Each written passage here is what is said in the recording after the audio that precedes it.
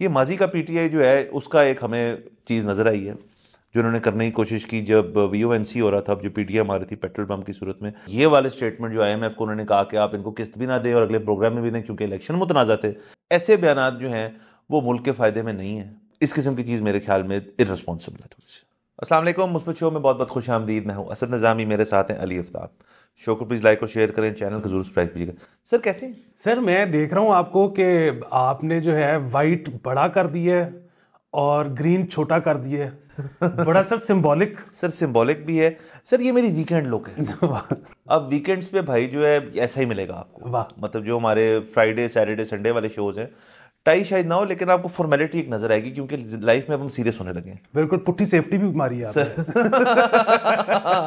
Sir वो sir ये शेव वाली चीज़ जो है ना, ये एक पूरा पूरा टॉपिक है। लेकिन आपको मैं चले ऑडियंस के लिए बताता हूँ कि मैं तो करता ही नहीं सेफ्टी से, भाई उस तरह से शेव करता है सर खुद। बड़ा रिस्की काम है वैसे तो। खैर ये इतना रिस्की काम है कि ये खुद ही करना चाहिए, किसी और को उस तरह दे के अपने करीब नहीं लाना सर चाहिए। असल बात ये है, और वो बड़ी प्रैक्टिस है मेरी।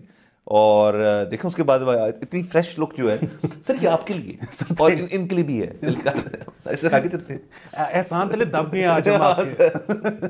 सर चीज़ें हो रही हैं जो ज़रा चीज़ें जिनसे हमें बहुत बुरा लग रहा है, जो कि हमें थोड़ी सी तकलीफ हो रही है, उन पे एंड में आते हैं। शुरू कर लेते हैं पंजाब असेंबली के सेशन से। मरीम नवाज साहिबा जो हैं वो अब चीफ मिनिस्टर मुंतखब हो चुकी हैं, हलफ उन्होंने उठा लिया है। लग रहा था आज उन्होंने हलफ उठाया एज अ मेंबर पार्लियामेंट। हाँ जी। अभी कल होगी उनकी कोरोनरेशन और वो स्पीकर स्पीकर भी कल होंगे, बट मतलब हो गया ना। मतलब जो आज तो ये था कि तमाम एमपीएस को बुलाया हुआ था पीटीआई समेत, और पीटीआई की तरफ से ये भी था कि हम थोड़ा एहतजाज करेंगे, और जो किया उन्होंने 2 घंटे ज़रा आगे चला गया सेशन।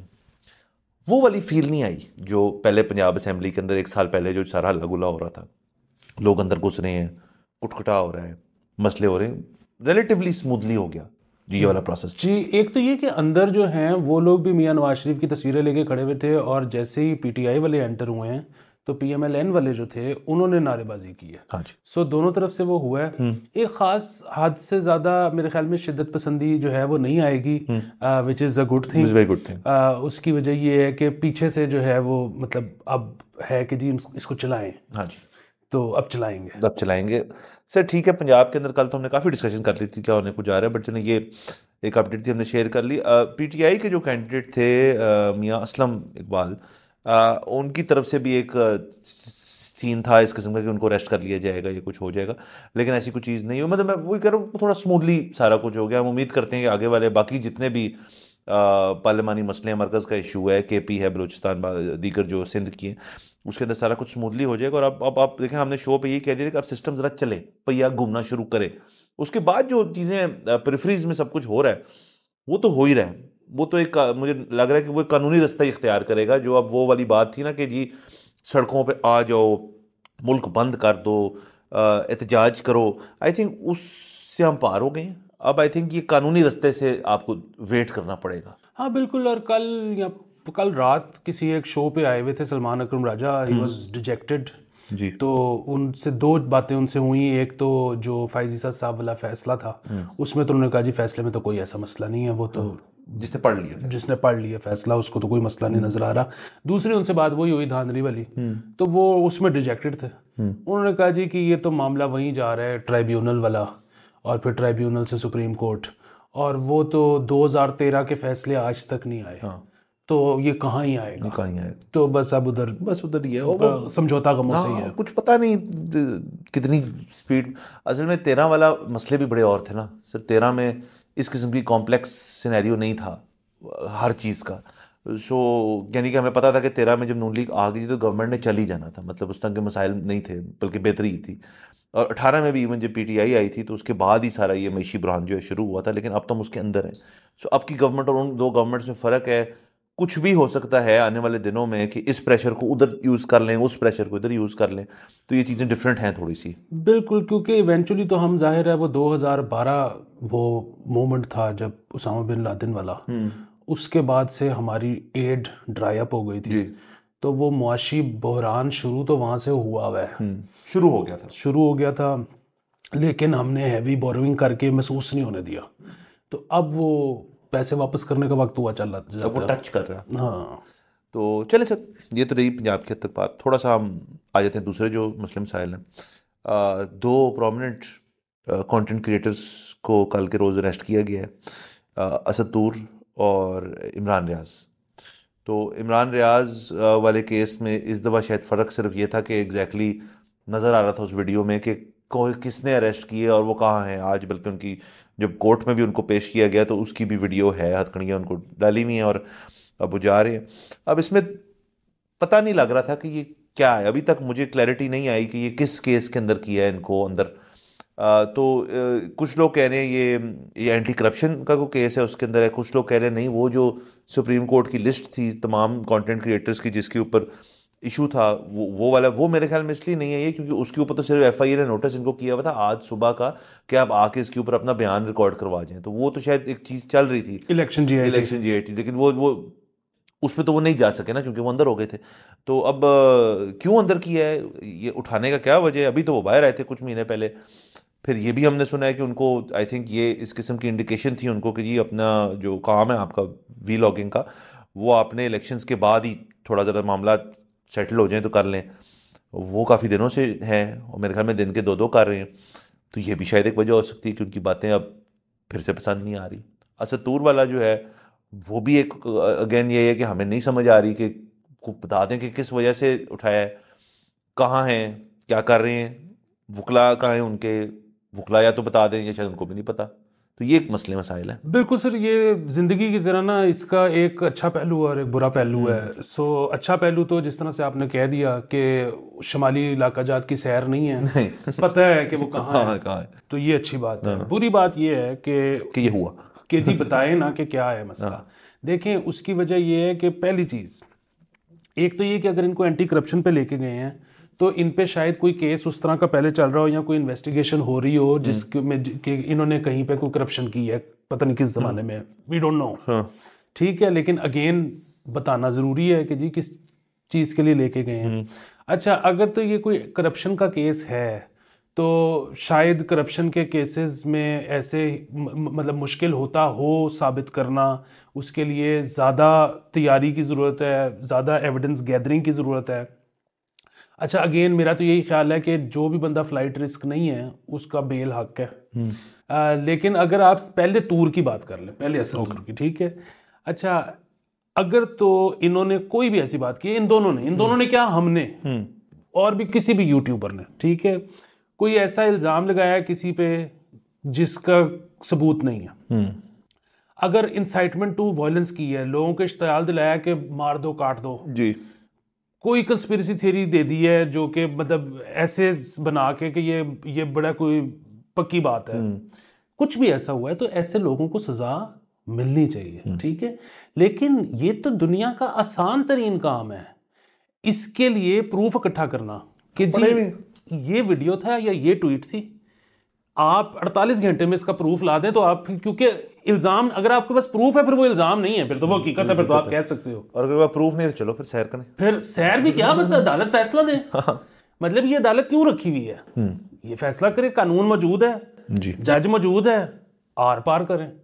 लेकिन अगर आप इस तरह से रखेंगे, अभी पता नहीं ये कब ऑन एयर जाएगा हमारा शो, लेकिन इस वक्त एज वी स्पीक असद तूर को एफआईए के दफ्तर में 4 घंटे हो चुके हैं, उनको उनके लॉयर्स से नहीं मिलने दिया जा रहा और नहीं बताया जा रहा कि उनको कब छोड़ेंगे और उनको किस मकसद से अंदर रखा हुआ है। अगर ये इस तरह की चीजें करेंगे ना तो ये, अगर अगेन हम तो कह रहे हैं, हम तो चाहते हैं कि जी ऊपर कुछ इस तरह के चेक्स एंड बैलेंसेस होने चाहिए, मादर पिदराजाद कुछ भी किसी पे इल्जाम लगा दे या झूठ बोल दे या इश्तियाल दिला दे, ये नहीं होना चाहिए।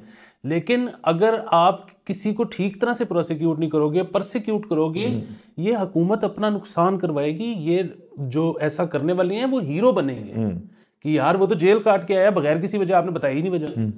सर आप देख लें असद तूर के साथ भी एक वाकया हुआ था पहले, घर के अंदर कुछ मामला हुए थे, उनको तशद्दुद का निशाना बनाया गया था, बहुत अनफॉर्चुनेट। उसके बाद तमाम कम्युनिटी उनके साथ खड़े होके बाशमूल हामिद मीर साहब, क्योंकि जो भी करें इस वक्त हमारी सहाफ़ती इंडस्ट्री के अंदर बहुत सीनियर सहाफ़ी माने जाते हैं, और उन्होंने भी उस पे ये कहा था कि ये गलत है और ऐसे नहीं होना चाहिए, और अगर आप फिर से करेंगे ये तो फिर हमें भी बातें पता हैं और वो भी बाहर रहेंगी। वो निशाना किसी और तरफ कर रहे थे लेकिन चला वहाँ से रहे थे।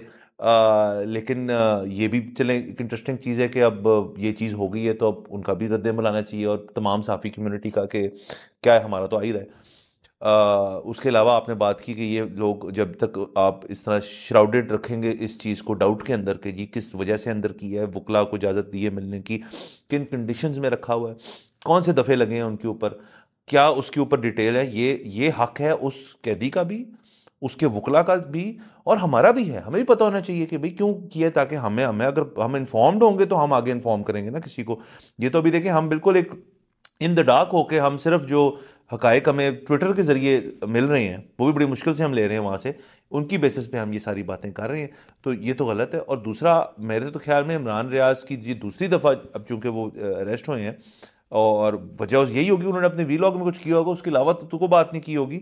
तो वो तो आज का अगर आप सिर्फ उनकी वो वीडियो देख लें जब वो कोर्ट गए हैं और उसके नीचे कमेंट्स देख लें, तो मेरे ख्याल में जो लोग अगर उनकी बातों से एग्री नहीं करते थे या उनका स्टाइल ऑफ वीलॉगिंग जो कि मुझे पर्सनली भी इतना मैं इतना बड़ा फ़ैन नहीं हूँ, लेकिन चले वो हर बंदा अपनी अपनी कर रहा है, कोई मसले वाली बात नहीं, बट मैं खुद इस चीज़ पे सोचने में मजबूर हूँ कि यार कि क्या हो गया इतनी बड़ी बात। मैं खुद सोचने में मजबूर हूँ कि जी इस शख्स को आपने क्यों एक बनाया हुआ निशाना कि इसकी बातें जो है हमने नहीं करनी, या तो फिर आप उस वक्त जो किया था उसी को बरकरार रखते, अब आपने छोड़ दिए और अब आपने फिर से रेस्ट कर ली। ये कितनी देर तक सर साइक्लिकल चलेगा कि जब मूड किया उठा के ले गए, जब मूड किया छोड़ दिया, फिर उठा लिया। बात फिर वही है कि मुझे तो बिल्कुल नहीं पसंद इमरान रियाज खान, और वही वाली चीज़ है कि मेरा तो ख्याल है कि वो जो 100 बातें करते हैं उनमें से 97 गलत होती हैं। लेकिन ये तो मेरा ख्याल है ना, ये मेरा ख्याल फैन बेस भी होगी जो समझती 100 की 100 ठीक है, बिल्कुल। और मेरा ख्याल जो है वो अदालत के अंदर तो उसकी कोई अहमियत नहीं है। बात बुनियादी तौर पे ये है कि मुझे उनकी कई ट्वीट्स हैं जो बहुत काबिल एतराज़ लगती है। मुझे लगता है कि उस पर वाकई कोई ना कोई एक्शन होना चाहिए। उन्होंने वीलॉग में भी शायद ऐसी कोई, मैं वीलॉग सुनता नहीं उनके, लेकिन कुछ एक दो ट्वीट्स हैं जो कि मुझे ख़तरनाक लगी हैं। लेकिन बहरहाल फिर वही बात है ना, आप बता दें कि जी ये ट्वीट थी या वीलॉग का 20:01 से लेके तो 30 सेकंड तक कानून में इस वजह से ये करना मना है, तो आओ जी अदालत आओ, फैसला होए। सर यहाँ पे मुझे बताएं सर, ये वाली बात भी है ना, कोई अगर ज़्यादा सीरियस मसला हो अदालतें खुल भी जाती हैं। हम नहीं कह रहे कि अदालत आप रात को खोलें और किसी की नींद जो है उसको ख़राब करके बुलाएं जज को, अगले दिन उससे अगले दिन चलें, चंद घंटे 12-13 घंटे हो गए, पता तो चल जाए, ताकि हम भी हम हिस्सा बन जाए ना उस चीज़ का कि जी हमें आप पता है। को हमसे 10 लोग पूछते हैं, आपसे आगे पूछते हैं, मुझसे पूछते हैं, हमको अच्छा लगता है, कहते हैं यार हमें नहीं पता। हाँ।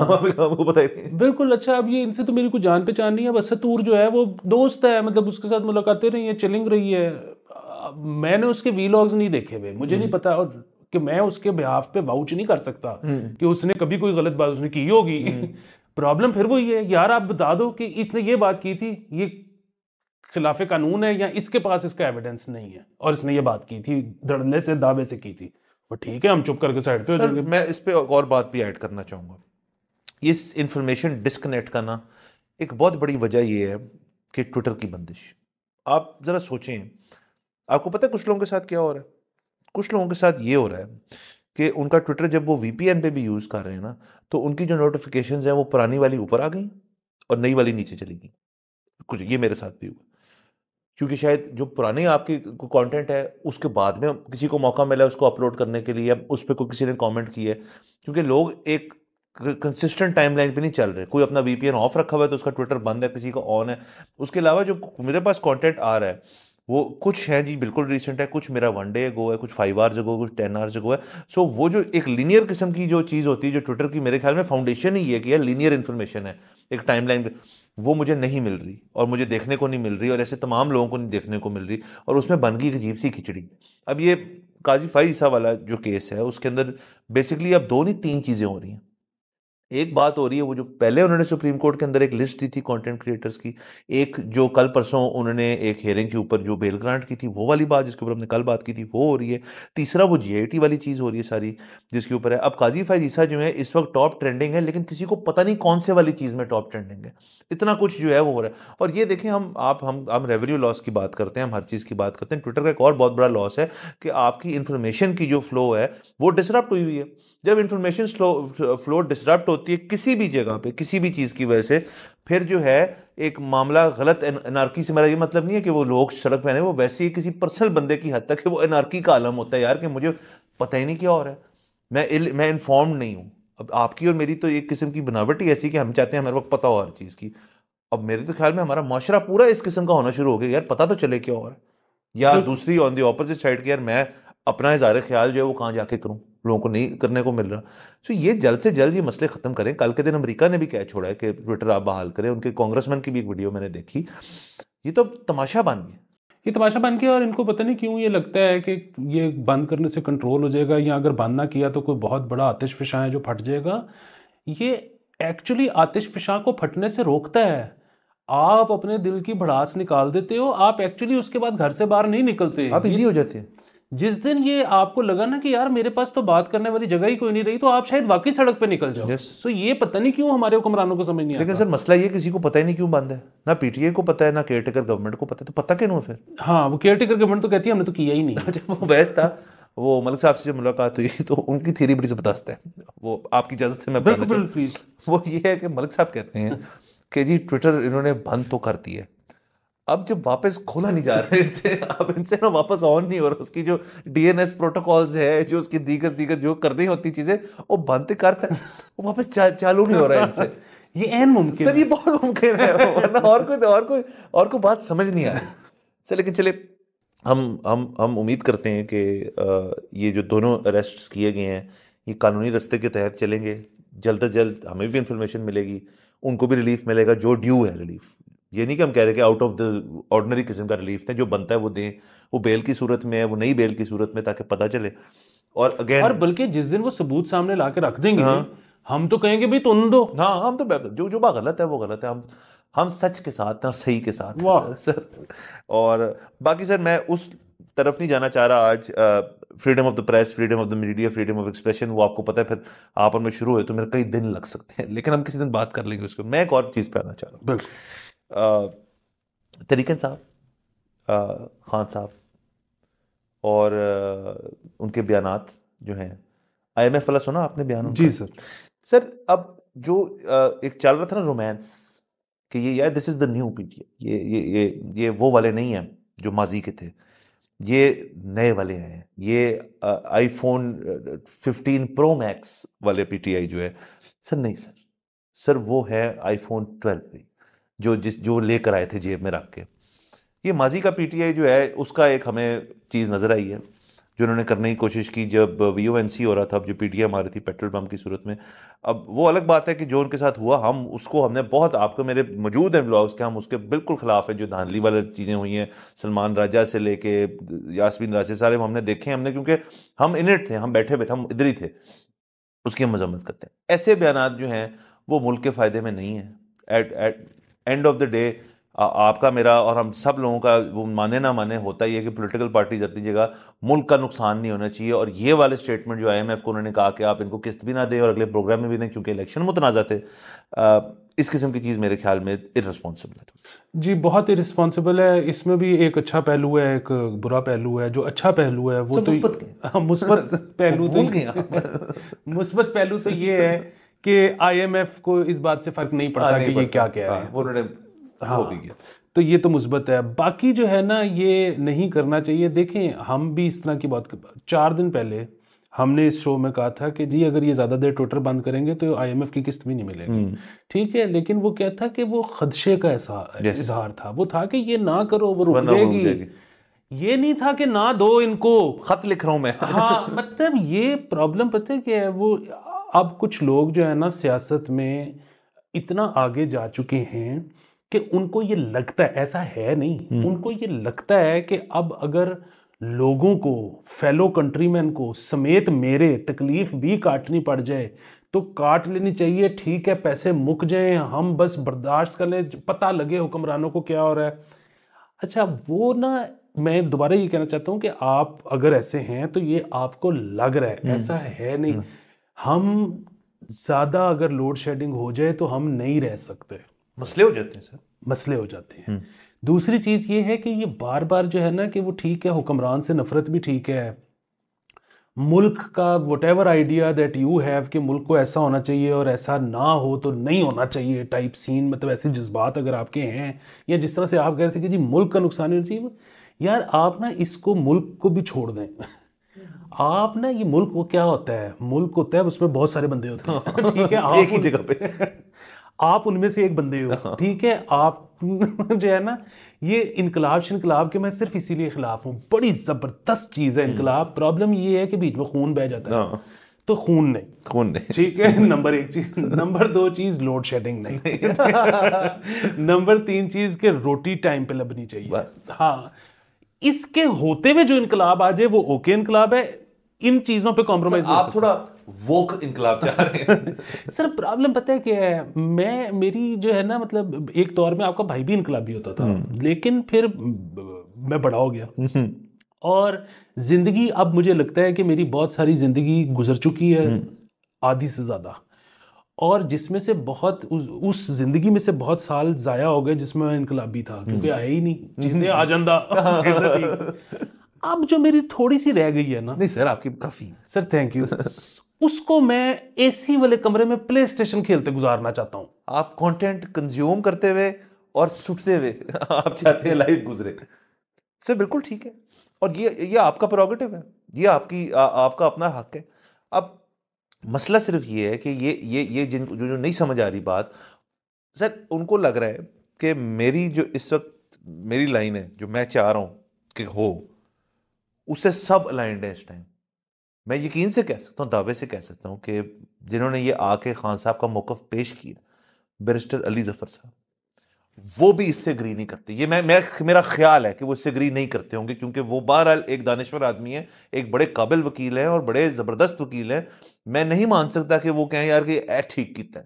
मैं भी नहीं मान सकता। वो दानिश्वरी वगैरह तो हर चीज़ एक तरफ, उनके इधर है स्टेक्स, ठीक है, मतलब मैं अज्यूम कर रहा हूँ कि बैरिस्टर साहब के 2 प्लॉट तो होंगे पाकिस्तान में, ठीक है।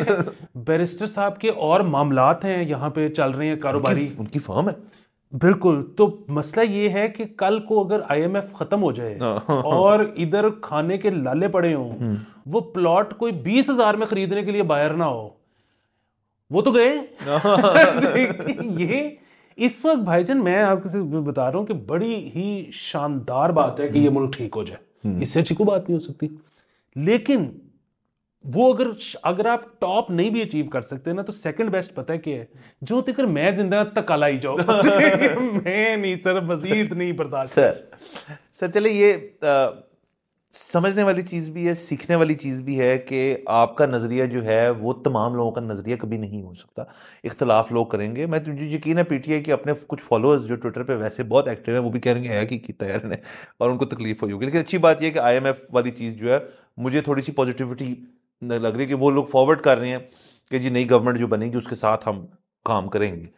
पैसे देने ना सर उन्हें। सर इसमें एक और चीज़ ये है कि मैं फिर कुछ PTI के जो है वो देख रहा था ट्विटर के ऊपर, जो ओवरसीज़ पाकिस्तानी हैं, उन्होंने भी इस तरह की ट्वीटें करनी शुरू कर दी। अगेन उनका मैं ये नहीं कह रहा कि वो ये क्यों कर रहे हैं, जिसका जो दिल करता है वो करे, लेकिन उसमें से एक ट्वीट जो थी वो बड़ी मतलब मुझे मज़ेदार इसलिए लगी क्योंकि उसमें था कि जब तक हमारा मैंडेट नहीं ना मिलता तब तक यही कि IMF भी बंद कर दो, फलाना भी बंद कर दो। अच्छा वो था कि हाँ अपने पैसे भेजने बंद कर दो पाकिस्तान में। अगेन वो पैसे नहीं अगर आप भेजेंगे तो वो आप अपने घर वालों को भेजते हैं, वो भूखे मरेंगे। ठीक है, मतलब मुल्क को तो जो भी फायदा नुकसान होगा पहले ताड़े माँ प्यो गए। अच्छा तीसरा उसमें इससे भी इम्पोर्टेंट था कि हम अब हम बाहर पाकिस्तानी प्रोडक्ट्स इस्तेमाल करना भी छोड़ दें, जैसे कि शान मसाला। अच्छा वो इनका गुजारा है शान मसाले के बगैर। फिर वही बात है कि वो जो आपकी बेगम है तो आपने उसका मग्गू ढाप दिया है कि उन्होंने खरीद के लाओ, कुटो, डालो वो हाथ से।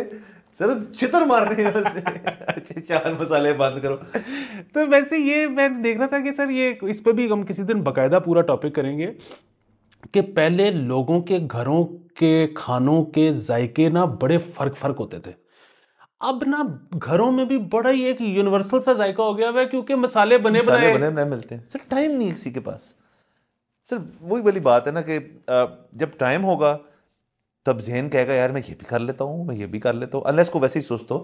लेकिन अब वो टाइम भी नहीं है, और टाइम इसलिए नहीं, काम है कोई टीवी, क्योंकि मैं क्यों जाके बनाऊँ सारा एक एक करके। वो पड़ा है, वो डाल देंगे, बन जाएगा, आधा घंटा पौना घंटा बच गया, उसके अंदर आप 2 एपिसोड फड़का दो, कोई मसले वाली बात नहीं है। हाँ, और ये तो वैसे मतलब एक दौर था कि आज से कुछ साल पहले तक ना बड़े परेशान, मतलब लोग खुश होते थे कि स्टोर्स पे जाके ना गोरों के वो इधर रूह अफ़ज़ा मिल रहा है। अब वो रूह अफ़ज़ा तो मिल ही रहा होगा, लेकिन अब जो ये पाकिस्तानी और इंडियन मसाले हैं ना, ये तो आपको हर स्टोर हर जगह मिलते हैं।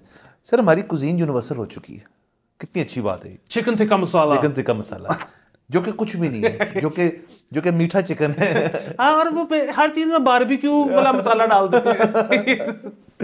सर चलें, बाकी बातें तो सियासी अपनी जगह रही है, ओवरसीज़ वाली बात भी अगेन इसकी हमें इतनी टेंशन लेनी चाहिए। आपने जैसे कहा कि ये अपने ख़ानदान वालों को पैसे भेजते हैं तो भेजते रहेंगे। हाँ, उससे मुल्क का भी फ़ायदा होता है, डेफिनेटली होता है, डॉलर आते हैं, गुड, और हमें और भी चाहिए। बाकी जो IMF वाली बात रही, ये अच्छी बात है कि आई थिंक थोड़ा पॉजिटिविटी का है, और हमने कल भी बात की थी, मैं आज भी करता हूँ, पहिया चलना चाहिए। अब मेरे ख्याल में हम आगे निकलेंगे उस चीज़ से, और बाकी चीज़ें जो अपना रास्ता इख्तियार करेंगी वो करेंगी।